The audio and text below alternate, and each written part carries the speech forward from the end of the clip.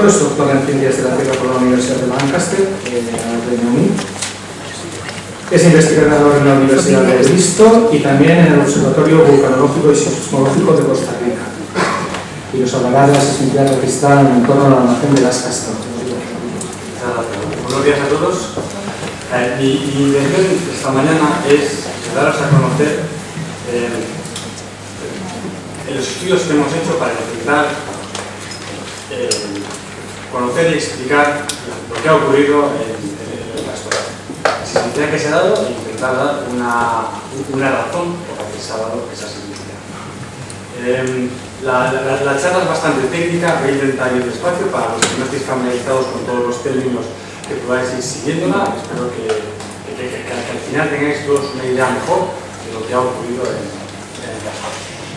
Bueno, tengo que dar las gracias a mi colega Miquel Díez, que estamos trabajando los dos en esto que de la charla, trabajando los dos puntos en este tema. Bueno, antes de entrar a debatir o explicar la sismicidad del Castor durante la inyección de gas, quería exponer brevemente el conocimiento que tenemos de la sismicidad natural en la zona. Como hemos mostrado antes en las dos ponencias anteriores, el Castor está situado en una zona de muy baja sismicidad en España, pero muy baja sismicidad no quiere decir sismicidad muy fea. Entonces, a partir de... existen registros sísmicos desde mucho antes del año 2000, que veis en la parte de abajo. Sin embargo, en el año 2000 se aumenta la calidad de la instrumentación, por lo tanto la capacidad de detectar más sismos y más pequeños. Por lo tanto, lo que os estoy mostrando en esta gráfica es la sismicidad que ha ocurrido entre el año 2000 y 2013 como ejemplo de la sismicidad natural que ocurre en la zona. Para ello hemos elegido un área de 100 por 100 metros, perdón, 100 por 100 kilómetros centrado en el Castor. Esta área la en Castor y esto es un cuadrado de 100 kilómetros y 100 kilómetros. Y lo que se ve es el número total de eventos, gráfica, pues que en estos 12-13 años ha habido cerca de 90 terremotos de magnitudes entre 1,5 y 3. Y lo que se ve es que la sismicidad encaja o muestra una línea recta bastante lineal. Pero quiere decir que hay una actividad de fondo sistemática todos los años, todo esto. Esa es la que hay. Y la distribución de los terremotos que estoy mostrando en esta gráfica está en el mapa y es, como se ve, que son, hay de promedio 7 eventos al año y estos eventos son de muchas fuentes distintas. Son muchas fallitas pequeñas que tienen pequeños terremotos. Estos son los datos del IGN que están disponibles para todo el que quiera repetir este cálculo, lo puede hacer a partir de los datos de la base de datos del IGN abierta al público. Quiero poner otro ejemplo de un evento sísmico, en este caso dos, una secuencia sísmica que ocurrió en el mar, igual, frente a la costa de Valencia, la ciudad de Valencia, en el año 2003. Y esta secuencia comenzó con dos eventos de magnitud 4,3 y 4,2, los dos en menos de media hora.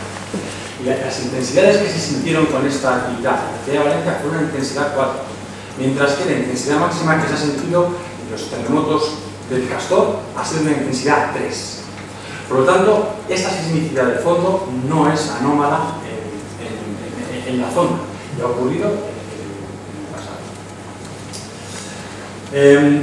Entrando ya un poco en detalle en la secuencia propia del Castor, esta imagen la vamos a ver varias veces repetida durante la ponencia, pero quiero que estéis familiarizando con la forma que tiene. En el eje de las X, aquí abajo, en el eje de las X estamos en el tiempo. Empezamos el día 1 de septiembre y terminamos a finales del mes de octubre.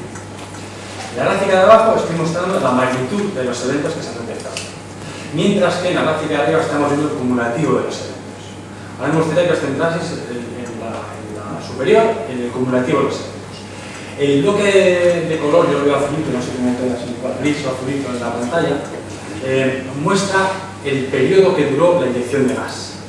Entonces lo que se ve es que durante la inyección de gas empieza a aumentar la sismicidad. Se para la inyección de gas y el ritmo de sismicidad parece que disminuye. Luego hay un pequeño salto de 24 y luego una actividad más importante a partir del día 30 de septiembre. Y aquí ven las magnitudes. Durante la inyección de gas, las magnitudes que ha habido son menores que 3, que son velocidad que no ha sido sentida, y los eventos sentidos comienzan una semana después de parada la inyección con este evento que estoy señalando ahora, que es el primer evento sentido, y luego los eventos de mayor magnitud que se hicieron en los días después.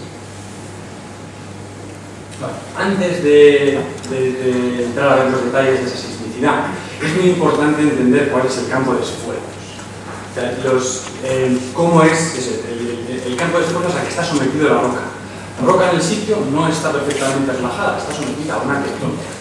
En este caso es una tectónica muy lenta, de baja intensidad, sin embargo sigue existiendo esa tectónica. Un lugar de alta intensidad de mucha tectónica pues podría ser la costa este de los Estados Unidos, Japón, y es un lugar donde se va. Aquí es baja intensidad, sin embargo sigue habiendo. ¿Cómo estudiamos la tectónica? Bueno, una manera de hacerlo es hay que estudiar la orientación de los esfuerzos, dónde viene la compresión máxima y dónde viene la compresión mínima. Esos estudios se pueden hacer a partir de trabajos en pozos. Y ahora los datos que este trabajo que estamos usando aquí, Axel Schindler et al. En el año 98, muestra un estudio que hicieron ellos en 2 pozos en la zona del Castor. De hecho, el Castor está justo en medio de los dos. Delta 3 está a 10 km al norte y el San Carlos 3 está a 10 km al sur. Y eso es una publicación científica que lleva desde el 98. Estos estudios se hacen a partir de en el pozo propio, en el conducto del sondeo, se presuriza hasta que rompa. Viendo en qué dirección ha roto, se puede entender cómo está apretando la corteza en las distintas direcciones. Lo que ellos encuentran es que la dirección principal de esfuerzo es en esta dirección para el caso de San Carlos, en esta dirección para el caso del delta. El Castor está medio, por lo tanto es algo parecido. Se han repetido estos estudios en los sondeos del Castor, en un sondeo que se llama Peroveo. Y en este sondeo se obtienen resultados que son compatibles con las observaciones previas del grupo científico que hizo esto. Una vez que se tiene la orientación, se puede intentar definir cuál es la magnitud de los distintos esfuerzos. Y para eso, pues hay varias formas de hacerlo. Con ensayos Minifrac que se han hecho en los sondeos, Carlos ha enseñado brevemente uno de los ejemplos, donde tiene que ser el resultado de otro. En un tramo muy reducido del sondeo, pues igual, se presuriza con la intención de romper la roca para poder destruir. Y eso se ha hecho en los pozos del Castor. Los perfiles de densidad, sabemos que si uno está a 2 kilómetros de profundidad, tiene 2 kilómetros de roca encima.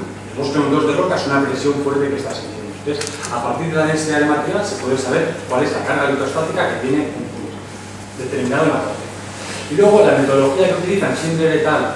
Y una publicación anterior también de Jurado y Mulder,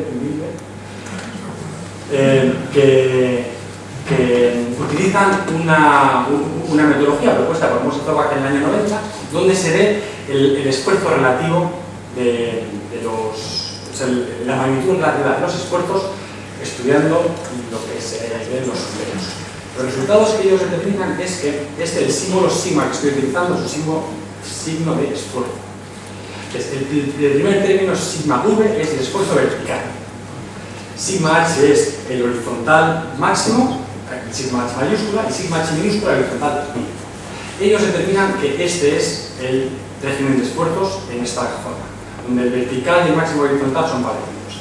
Este régimen da lugar a fallas que se mueven de manera normal o de rumbo. Y eso es el conocimiento que tenemos de la tectónica del Castor. A partir de esos valores de magnitud se puede utilizar el círculo de Mohr para determinar cuáles son las presiones a las que podría empezar a fracturar. Lo que muestra aquí, para los que no estéis familiarizados con el círculo de Mohr, es en el eje de las X el esfuerzo normal, sería el esfuerzo mínimo y el esfuerzo máximo, sigma V, sigma H y sigma H minúscula, y en el eje de las Y el esfuerzo de cizalla. Estas líneas, las dos líneas que he dibujado, representan dos materiales distintos con una resistencia distinta. La curva, la recta, superior es un material con una resistencia mayor, típica de una roca, mientras que la curva inferior es un material con menor resistencia, típico de un suelo consolidado, o unas arcillas en este caso. Entonces, en uno de los ensayos del Castor, en un tramo pequeño del sondeo, se quería estudiar cuál era la resistencia de esa roca a la altura, para saber cuándo se podría aumentar la presión antes de romper el sello. Y para eso se presuriza en un tramo muy pequeño hasta que rompe. Y lo que vieron es que, de hecho, perdona, se me ha olvidado explicar que la fractura ocurre cuando el círculo toca a la recta. Que puede ser por mover la curva, la recta, o por mover el círculo. En este caso, lo que se hace al inyectar es mover el círculo hacia la izquierda. Entonces, en uno de los ensayos del Castor se hizo esto y se determinó cuándo tenía que moverse el círculo en esta dirección para mover. Y se determina que son 10 megapascales. Bueno, pues en varias opciones. Entonces, la sobrepresión máxima que tendría el Castor lleno es de 2 megapascales. Por lo tanto, del campo de esfuerzos que conocemos actual en la corteza, pasaríamos como un máximo a este campo que he dibujado con un círculo de señales continuas. Lo que quiero mostrar aquí es que estamos muy lejos de fracturar el material. ¿Qué implica esto? Pues lo que implica es que bueno, de hecho, los 2 megapascales que estoy mostrando, estos 2 megapascales que muestro aquí es con el Castor cuando estuviese. De momento no se ha llegado al megapascal. Por lo tanto, estamos muy lejos de inducir nuevas fracturas. Y esto es muy importante porque quiere decir que los terremotos que han ocurrido en fallas que ya existen. No se ha generado una fractura nueva, sino que las fracturas ya existían previo a la detección. Entonces, eso es un mensaje muy importante. Porque si se oye hablar mucho de fracking, esto no es una cosa distinta y los esfuerzos nos están demostrando que es una cosa distinta. Bueno, entonces, si ha sido una falla que ya existía, pues hay que estudiar las fallas que ya existen. Partíamos de los datos oficiales que hay, que es el Instituto Geológico y Minero Español, donde dibujaban la falla de Amposta con esta geometría que para algunos de vosotros resultará familiar. Con los datos que os voy a mostrar ahora, esta geometría resulta que no es la correcta. Pero aquí hay que entender, los geólogos o los físicos en la sala entenderéis perfectamente a partir de qué datos se generan este tipo se construyen las geometrías de las fallas. Para los geólogos es importante que entendáis esto.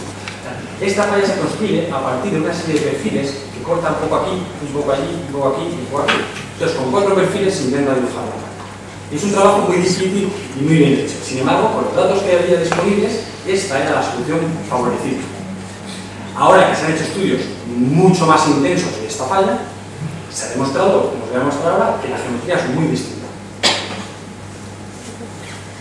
Esto lo ha mostrado Carlos simplemente para mostrar que existe un bloque de sísmica 3D de la SEP en el 83, otro bloque de sísmica 3D que hizo Scal en el año 2005 y luego muchísimos perfiles de 2 dimensiones que son todas estas líneas que veis en la zona. Esta sería la falla. Entonces, la falla original, la falla que pintaba el CAF, iría desde aquí arriba, seguiría este tramo, seguiría por aquí y continuaría por aquí. Lo que estamos viendo es que, vamos a ir al lado de la derecha primero, como os decía, la falla original sería este segmento, con este segmento, con este segmento y siguiendo por abajo. Al hacer el estudio detallado, resulta que la falla activa solamente es este segmento.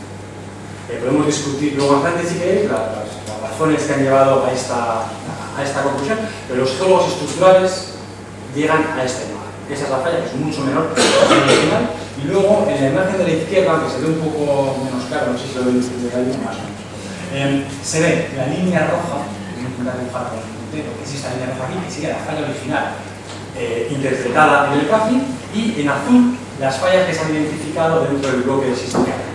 Porque veis que es muy difícil. Por lo tanto, nos olvidamos de esa geometría inicial que se fabricó con datos de peor calidad. Y ahora, oye, esta es la ciencia. Cuando hay unas observaciones que mejoran las observaciones anteriores, se puede evaluar la hipótesis de cómo está el sistema. En este caso, es la función esta. Y también lo que quiero que veáis es que la sísmica que existe es muy detallada y a partir de ella todas las fallas principales que hay en las simulaciones de Castor se identifican. Entonces, si lo que os voy a mostrar ahora es si la actividad que ha ocurrido en estas fallas supernovas. Entonces, el primer paso en el estudio sísmico que pues es intentar definir dónde ha ocurrido la sismicidad. Pero no es una tarea fácil y no es una tarea directa. Para empezar, esta es la distribución de la red sísmica que existe. Podemos ahí, Delta del Ebro, el Castor es este cuadrito negro que vemos ahí, y hay las estaciones Alcanar y Alcalá de Xivert, sí, que son las dos estaciones que se instalaron a propósito para el estudio del Castor, y luego otras estaciones que ya existían en la red nacional, pues como no los nombres, pero vamos, una más al norte, por aquí, otra por allá, una en Ibiza y otra en Mallorca. La distancia de estas estaciones al Castor es bastante grande, lo que dificulta mucho el uso de los datos, porque cuando llega la señal del terremoto, que se origina en algún lugar cerca del Castor, y la señal viaja en todas direcciones. Primero llega al canal, luego llega al Chile, luego llega al Ebro, luego llega a acá, y tarda un tiempo en llegar hasta Mallorca. Pero cuando llega a Mallorca la señal es muy pequeña, entonces es más difícil trabajar con una señal pequeña. Ahí vamos a ver directamente la dificultad que tiene este. Estas son las localizaciones del Instituto Geográfico Nacional. Igual, son datos públicos, están en su página web, todo el que quiera acceder a ellos, solo tiene que ir a la página del IGN. Hasta diciembre de 2013, desde que se empezaron la sismicidad en septiembre de 2013, hasta diciembre de 2013, las localizaciones que daba el IGN eran estas localizaciones aquí. Si ven, ahí está el Castor, estos son, los colores son las magnitudes, por lo tanto, los rojos son los eventos principales, los azules son eventos medianos y los verdes son los sismos. Y los estaban dando al principio a 5 o 10 kilómetros de la plataforma del Castor. Lo cual, de primeras, como técnico, a mí me llamó la atención, porque, como os voy a mostrar en las siguientes diapositivas, la perturbación que hace el Castor es pequeña y local. Hay una perturbación que es pequeña y local, y es muy improbable que esté disparando sismicidad a kilómetros de distancia. Por lo tanto, la primera conclusión que tuvimos es intentar los sismos deberían estar más cerca del Castor. El IGN ha sido trabajando muy duramente en esto, y lo que han hecho ha sido, para los más conocedores del tema, lo que han hecho ha sido invertir tiempo en mejorar el modelo de velocidad. Entonces, a partir, que es el modelo teórico de a qué velocidad viajan las ondas, cuánto tarda la señal del terremoto desde que ocurre el terremoto hasta que yo la registro en mi estación, y por dónde viaja esa señal, si es rápido, si es lento. Entonces, han construido un modelo tridimensional de velocidad de mucha mejor calidad que los modelos de una dimensión que estaban al principio, y han conseguido, gracias a ese esfuerzo, mejorar las localizaciones. Y desde enero de 2014, las localizaciones de los mismos terremotos, ahora si se fijan, están pegados al Castor del lado este. Entonces, esta solución se aproxima más a lo que probablemente haya ocurrido. Además de IGN, ha habido otro grupo con el que hemos trabajado directamente para también determinar dónde han ocurrido estos eventos. El trabajo es de Siemens Escaetal y lo hacen en el GFZ de Potsdam en Alemania. Utilizan una metodología que propuso Francesco Rico en 2013, y bueno, los aspectos técnicos no voy a entrar en detalle, pero vamos, donde agrupan o apilan las señales para mejorar la calidad de la señal. Sacan funciones características para intentar ampliar de la pequeña señal que llega, intentar extraer la máxima información posible y a partir de eso hacer los modelos de localización. Y lo que obtienen es este dibujo tan colorido. Si nos fijamos solamente en este recuadro, lo que vemos es que es un mapa. Esto sería del oeste hacia el este y del sur hacia el norte, una vista en blanco. Y lo que obtienen ellos es muchos resultados para un mismo terremoto, variando los parámetros del modelo de velocidad y demás, y lo que hacen es determinar que la zona más probable donde haya ocurrido el terremoto es la zona donde la señal es más fuerte. Por lo tanto, para este evento en particular, ellos dicen que el terremoto ocurrió en este punto de aquí. Este panel está mostrando la profundidad de este a oeste, que sería como hacer un corte así al modelo. Y lo que están viendo es que la sismicidad parece que ocurre a una profundidad, a muy poca profundidad. Y esto igual, la profundidad para...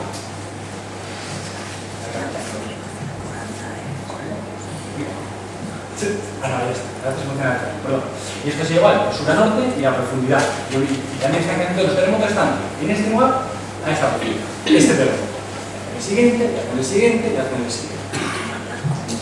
Estos son los 70 eventos de magnitud mayor que 2 que han ocurrido.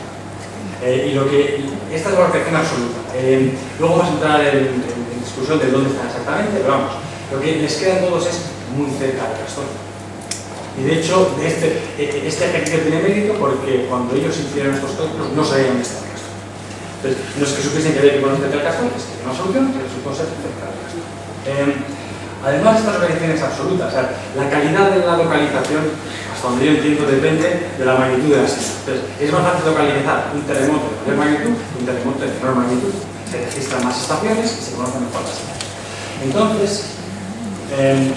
lo que muestro aquí es simplemente de la diapositiva anterior, extraigo los 10 o 11 eventos que han ocurrido. Donde sabemos que la localización tenemos más confianza en la localización.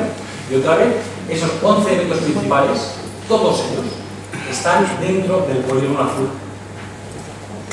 ¿Qué vemos? El polígono azul, ahí está la plataforma de Castor, y lo que muestro con el polígono verde es el bloque de sísmica 3D que se ha hecho en 2005. Lo que quiero decir es que los terremotos están ocurriendo, los centros de los terremotos están ocurriendo dentro de este bloque de sísmica. Por lo tanto, dentro de una zona que en teoría podemos ver hasta dónde viene. Las localizaciones absolutas, les dirán los expertos, pueden tener más error. Entonces, una forma de minimizar el error de la localización es hacer lo que se conoce como relocalizaciones relativas, que lo que se hace es se da la localización de un evento con respecto a otro evento. Entonces, yo sé que entre este punto y este punto la distancia es tal, y lo sé con bastante confianza, lo que no sé muy bien es dónde están otros puntos. Y se hace eso con todos los eventos.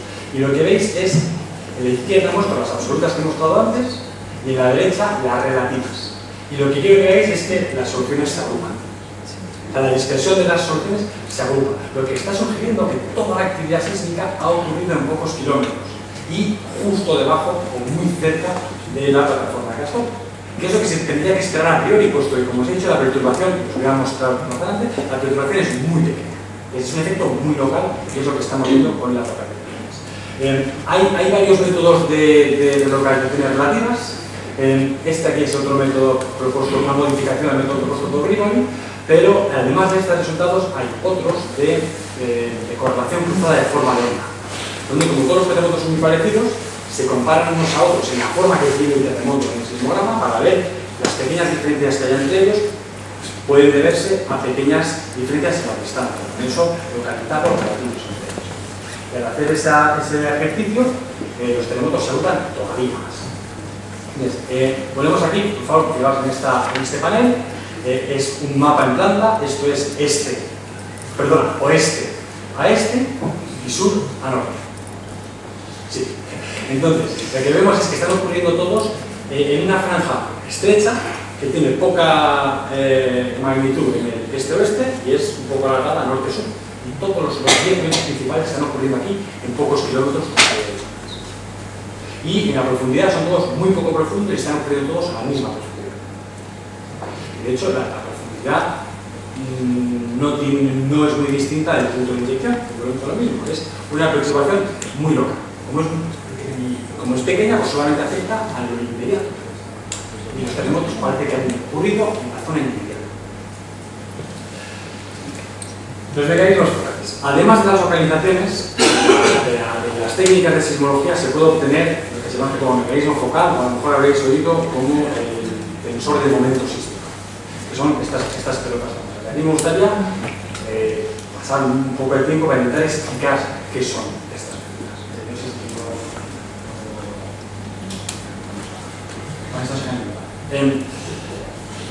a través de estas soluciones se puede comprender cuál es la dirección y la inclinación del plano de falla que ha dado lugar a los terremotos. Los terremotos es una falla que se mueve. No sabemos en qué dirección se mueve a priori, es una falla que se mueve. Un plano que se desliza. Y la orientación de ese plano, el deslizamiento que haya tenido, se puede obtener a partir de los mecanismos focales, que es esta solución. No voy a entrar en cómo se calcula, pero entonces, lo que da es, si tomamos como ejemplo este aquí, es una falla que corta una media esfera, y es una falla vertical orientada en el norte externo para arriba, desde el noroeste al sureste, es una falla vertical que ha tenido un movimiento, se ha movido normal y con un componente externo. Y eso lo sabemos a partir de esta solución. Sin saber dónde está la falla. Viendo esto, muchísimo, directamente cómo ha sido el movimiento. ¿Cuál es el problema? No todo puede ser tan bonito. La solución es idéntica para fallas perpendiculares. Por lo tanto, da dos soluciones. y es difícil, digamos, es imposible a priori definir cuál de las dos soluciones es la más probable.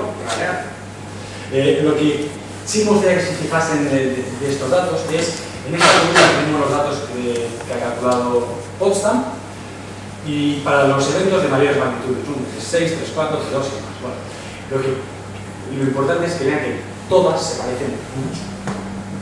Y el cálculo de estas pelotas es independiente unas de otras. Es independiente para cada uno de los terremotos. Y son todas iguales.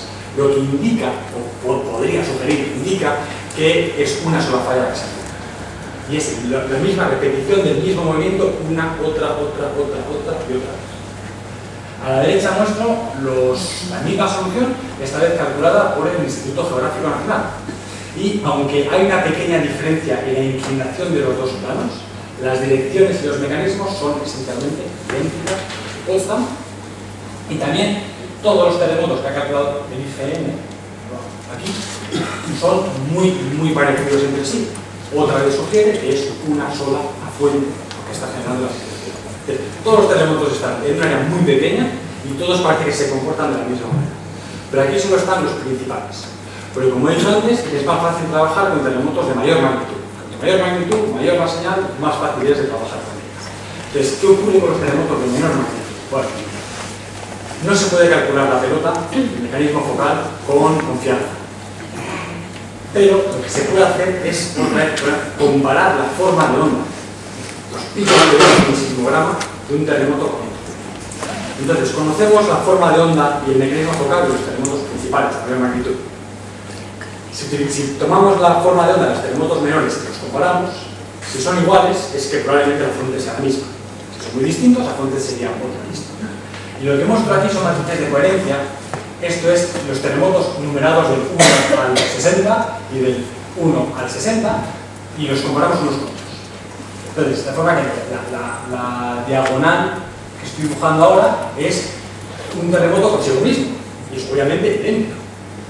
Pero lo que quiero que veáis es que dentro de la calidad de la correlación entre ellos, todos los terremotos son muy parecidos, si no idénticos. Lo rojo que veis es un problema de polaridad, porque depende un poquito del cambio de ángulo del mecanismo con respecto a la dirección de la estación que se ha utilizado para medir esto. Entonces, lo que sacamos de aquí es que, científicamente, todo indica que todos los eventos que han ocurrido en el Castor, todos tienen una fuente común y son muy parecidos. Una falla que se mueve.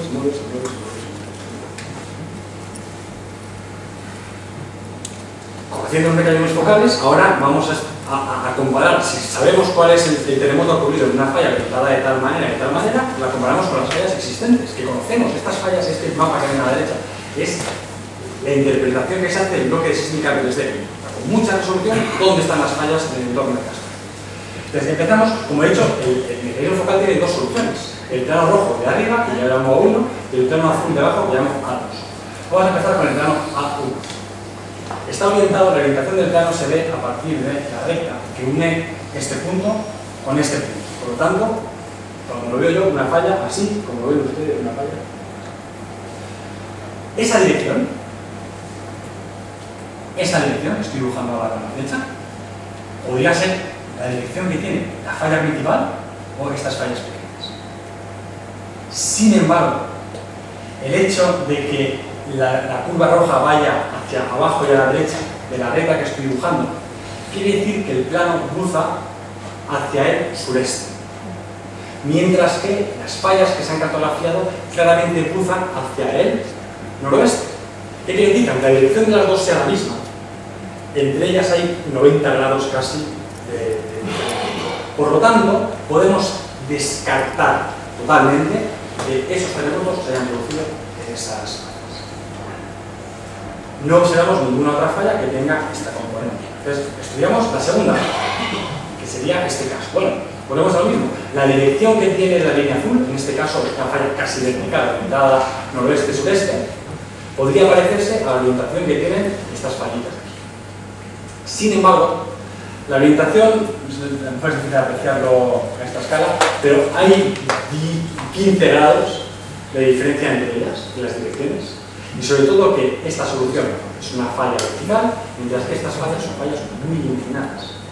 Por lo tanto, volvemos a ver que no parece que haya una correlación clara entre las opciones. Por lo tanto, la sismicidad que se ha observado no ha ocurrido, no hay razón para pensar que haya ocurrido en ninguna de las fallas principales de la zona. Volvemos otra vez a la secuencia sísmica. Para recordar brevemente, este es el cuadrito del periodo de la inyección, desde el día 12 de septiembre hasta el 16, hay un poquito de sismicidad, y luego para, y días después hay un poco más y un poco más. Vale, entonces, viendo que hemos estudiado dónde han ocurrido los terremotos, qué mecanismo de fuente han tenido los terremotos, ahora estudiamos la secuencia sísmica así.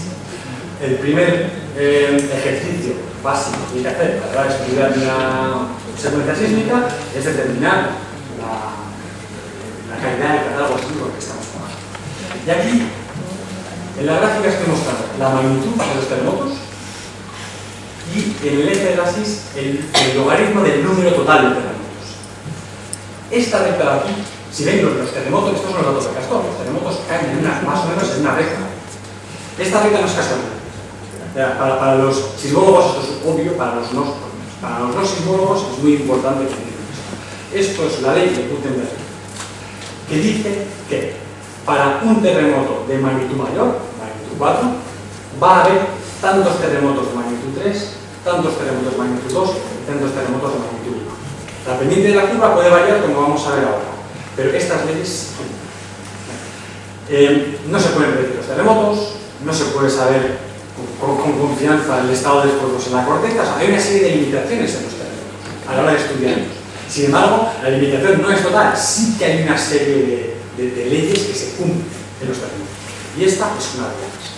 Por lo tanto, lo que estamos viendo aquí es que se cumple la ley de Gutenberg, que el catálogo está completo y que ha detectado todos los eventos que ha habido con una magnitud mayor de 1,3. Entonces, a partir de ahora, descartamos los de menor magnitud, porque no están complejos, y utilizamos simplemente el rango de 1,3, 4, 2, y ese catálogo está completo. Todos, casi todos los terremotos que hayan ocurrido con esa magnitud, sabemos cuándo han ocurrido, dónde han ocurrido, en la secuencia. El valor de la pendiente es... el valor de esta pendiente no se entiende de todo, porque en unas zonas la curva es más tendida y en otras zonas la curva es más... O sea, la recta, perdón, en unas zonas tiene más una geometría así, mientras que en otras es más vertical.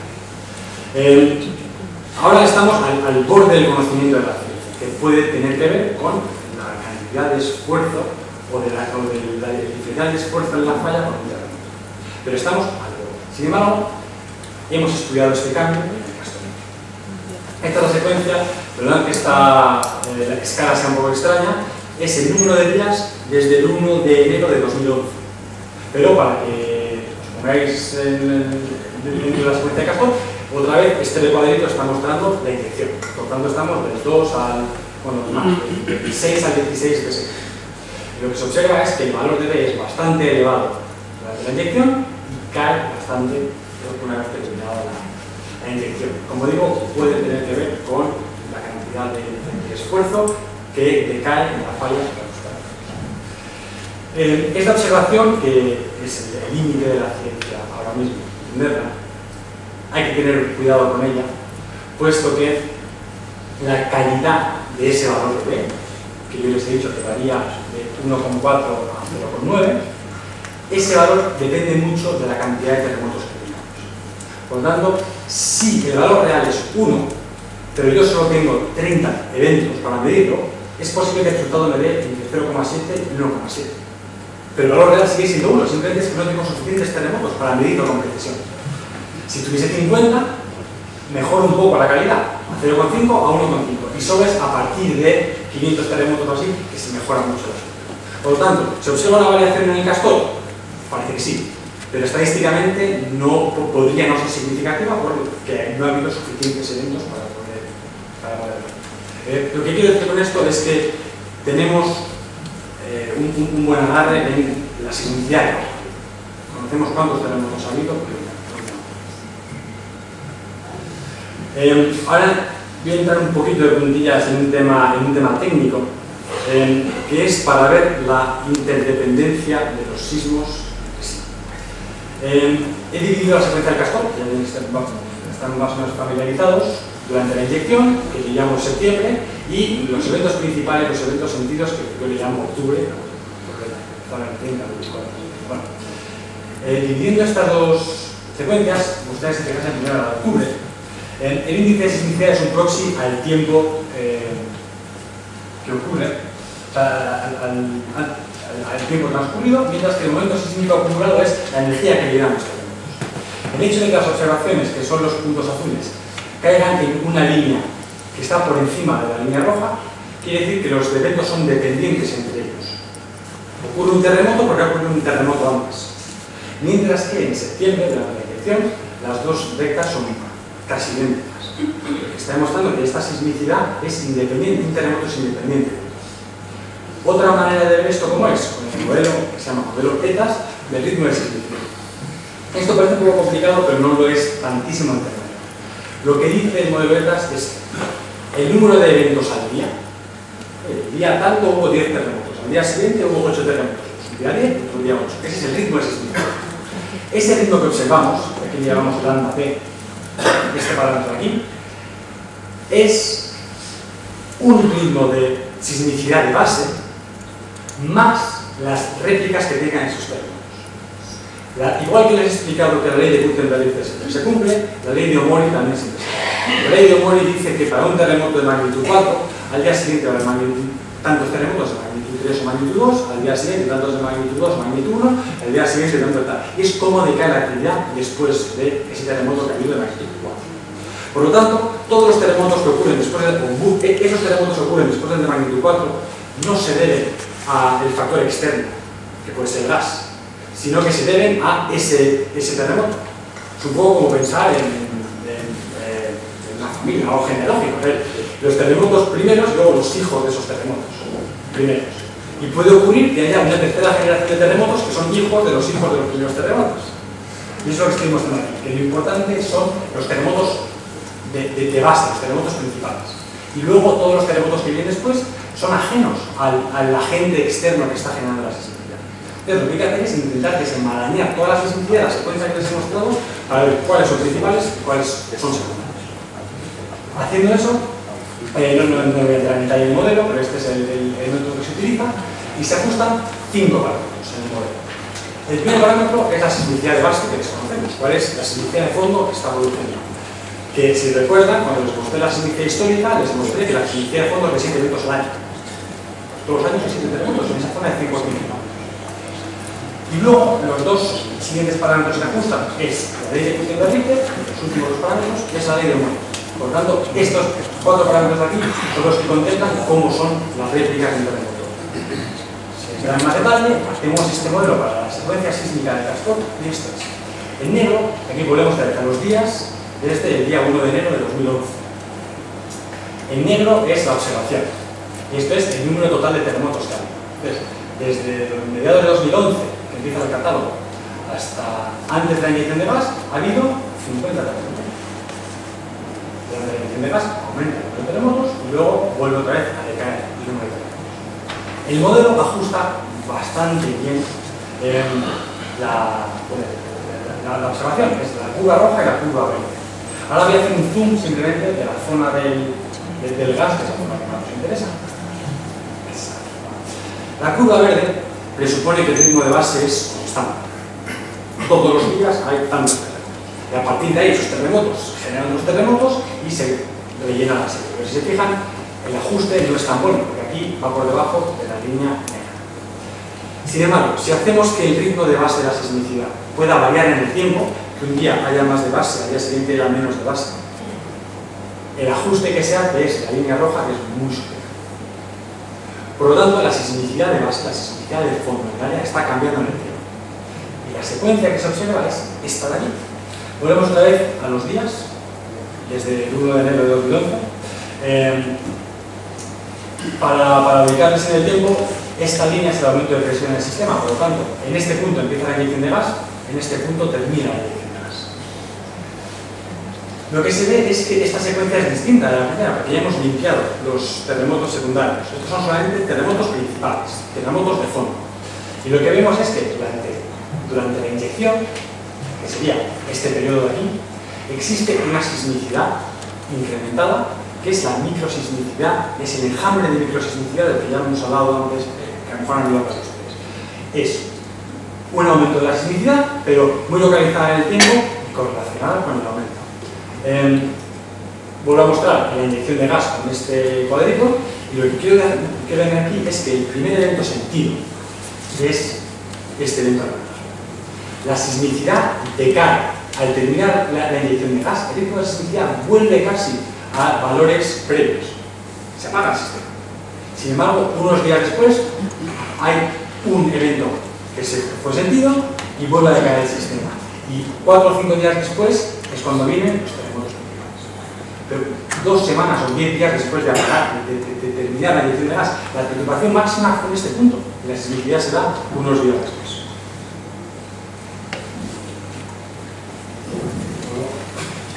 Entonces, ahora que sabemos cuáles son los terremotos que han ocurrido, cuáles son los principales, cómo han sido en el tiempo y dónde están localizados, el ejercicio científico es de intentar entender qué es lo que ha generado esta sismicidad, qué gobierno que haya aumentado la sismicidad durante la inyección y decaído y luego otra vez vuelve a empezar. Hay dos sospechosos principales, que son los fluidos y el esfuerzo. Y aquí ya pongo los fluidos en rojo porque es donde vamos a entrar más atención, porque la evidencia apunta a que son los fluidos los que generan la sismicidad. Sin embargo, hacemos el mismo ejercicio de estudiar el esfuerzo para que demostrar que no es así. Entonces, empezamos con el esfuerzo. Hay unas publicaciones recientes. Este trabajo los vi que hemos publicado la semana pasada. Pero es una fórmula que está adquiriendo mucha popularidad y quiero demostrar que no aplica para Castor. Es una fórmula muy elegante que aplica a muchos sistemas, pero como os ha explicado Carlos, Castor es un lugar particular, porque el sistema de empuje de agua que tiene hace que los cambios de presión sean muy pequeños. Bueno, si uno empieza a inyectar en el Castor, si el Castor fuese cerrado, la presión aumentaría muchísimo. Y eso es lo que se conoce como un almacenamiento volumétrico, y hay muchos que son así. Sin embargo, en el caso del Castor, según uno va empujando, el agua va fluyendo. Por tanto, uno va empujando contra un agua que se va moviendo. Entonces, uno nunca llega a poder empujar mucho, porque si empuja mucho se va a la agua. Y esa es la clave para entender que en el caso del Castor se vulneran los supuestos que hay en este modelo. Por lo tanto, el modelo de McGrath, del que se va a hablar mucho y se evoluciona en los próximos años, no aplica para el Castor. Ya les explico por qué.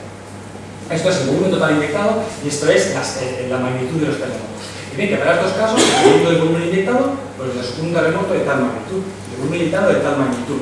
En este caso, el volumen inyectado, el volumen en la roca para acomodar este volumen inyectado, se hace exclusivamente comprimiendo el medio por elástico, a fuerza, empujando para hacer hueco para meter el gas, el agua, el fluido que sea. En el caso de Castor, no es así. Castor es un water drive donde el plano de agua se mueve con muy poca sorpresa. ¿Cómo es esto? Bueno, la energía máxima es una magnitud, pero se puede mirar en términos de energía. Y eso lo estudiamos no para acá. Lo estudiamos con más detalle porque es muy importante. La energía total de todos los sismos del Castor es este valor. 1,46 por 10 a la 16 newtons por metro. Lo importante es 10 a la 16. Es un valor muy grande. Un solo terremoto de Castor ha generado ya 10 a la 15, por lo tanto toda la energía se liberada en los 5 o 6 segundos principales. A través de unos cálculos del cambio de energía interna, sabemos cuánta energía se aporta a la roca dentro del almacén. Estos cálculos de energía son un poco engorrosos, entonces otra forma de comprenderlos es a partir de la combustión de fuel en los compresores. Se sabe cuánto fuel se ha quemado para meter el gas en el Castor. Y la energía que se introduce en el sistema no puede ser mayor que la energía que estoy utilizando para meterlo en el sistema. Entonces, a partir de esos datos, la energía que se introduce en el Castor es de 10 a la 13. Por lo tanto, el momento de los terremotos, la energía de los terremotos es 1000 veces mayor que la energía que introduce el gas en el Castor. ¿A qué conclusión lleva esto? A que la sismicidad ha ocurrido en fallas preexistentes, como hemos hablado antes por el tema del esfuerzo límite para romper, pero estas fallas preexistentes tenían que estar en un estado tensional crítico, puesto que el aporte que hace Castor es infinitesimal, es una parte entre 1000. sistema estaba a 999 y esto ha sido una cosa que ha disparado todo lo demás. Por lo tanto, si estamos hablando de una sismicidad anticipada o una sismicidad disparada, desencadenada,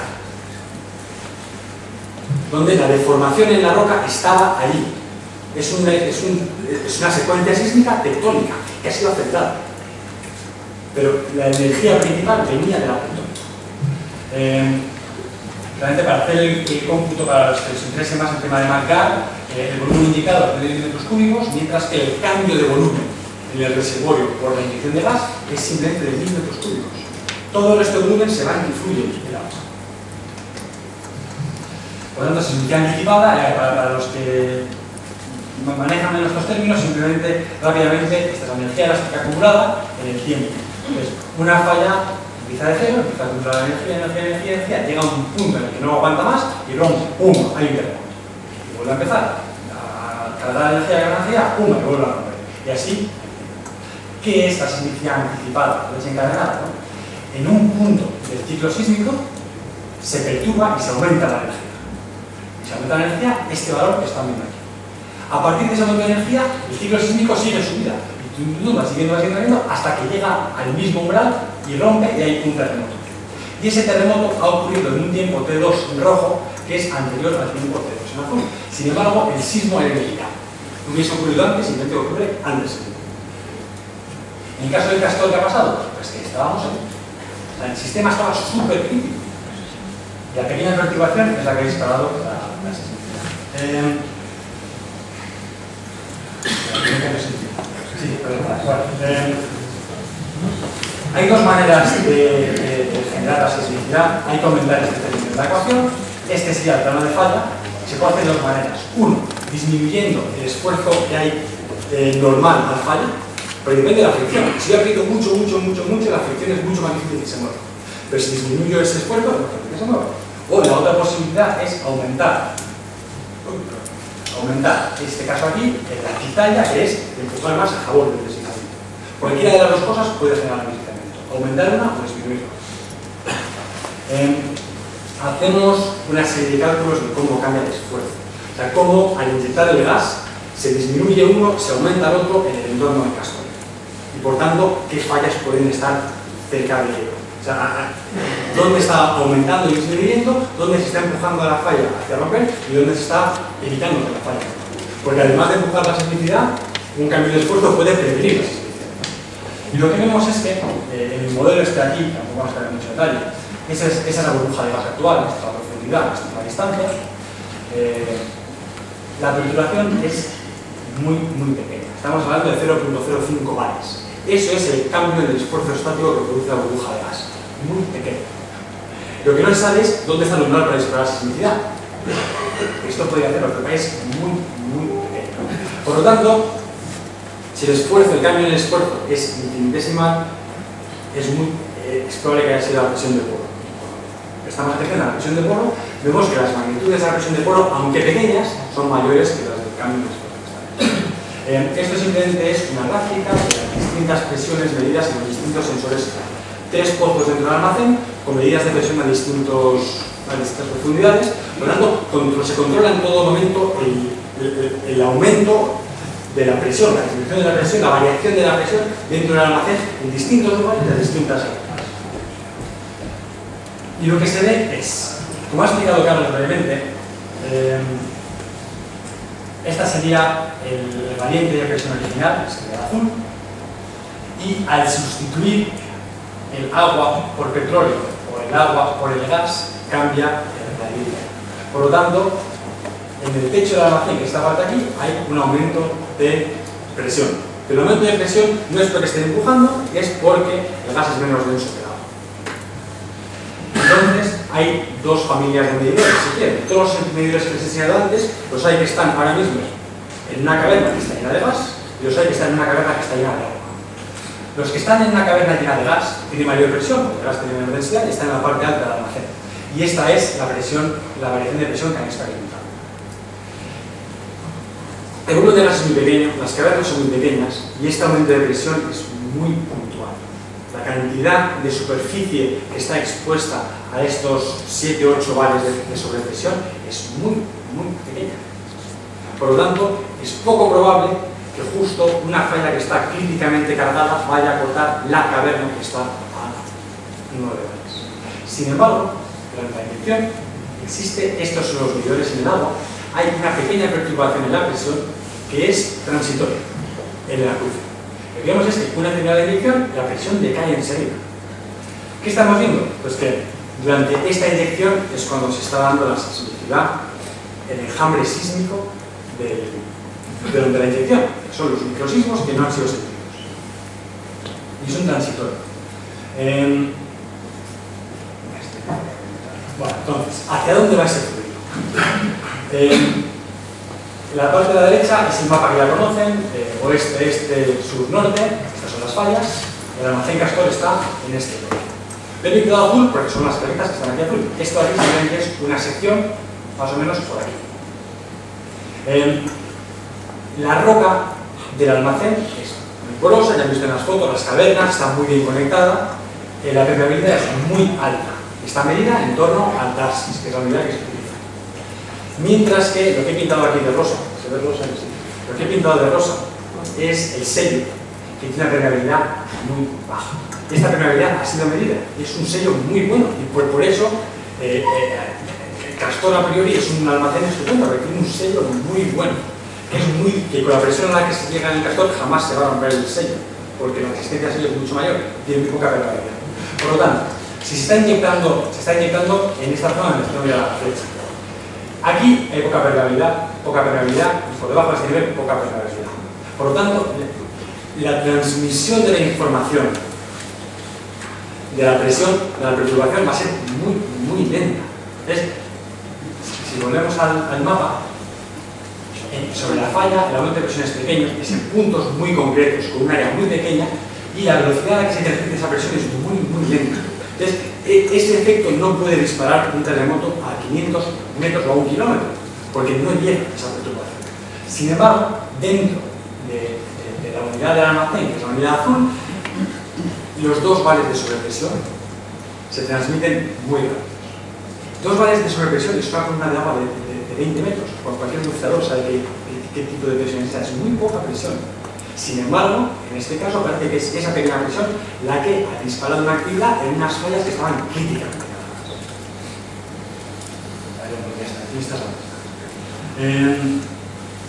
Simplemente ver, pues lo que es dentro del cast cómo está una falla que corte este sistema, una falla pequeña dentro del cast. Digo que es pequeña porque no se observa en la sísmica.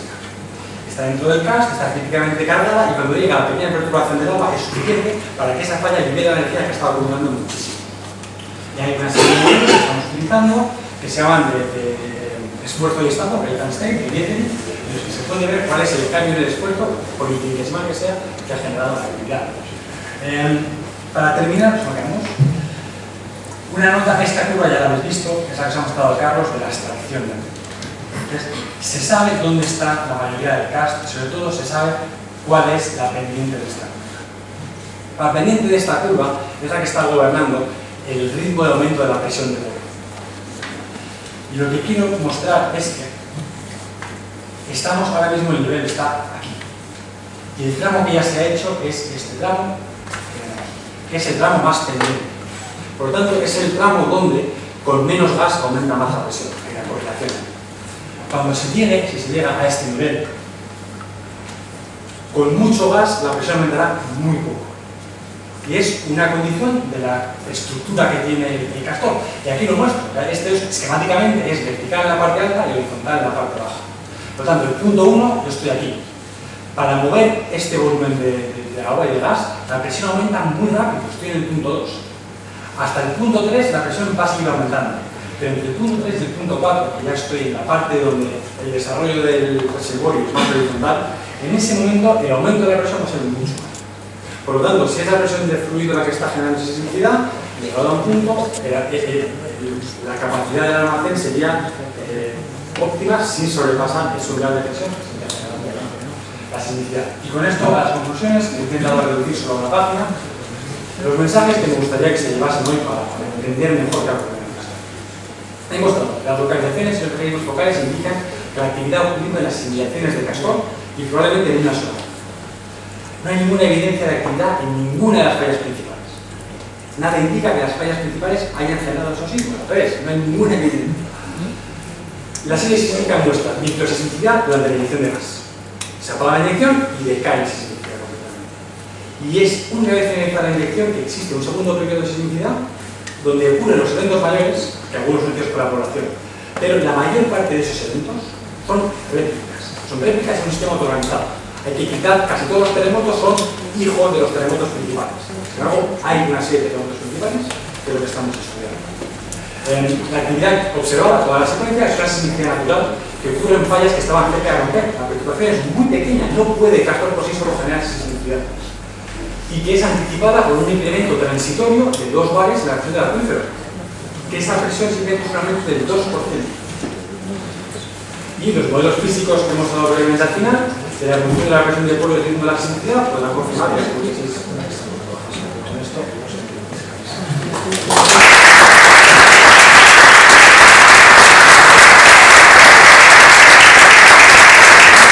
muchas gracias, muy bien.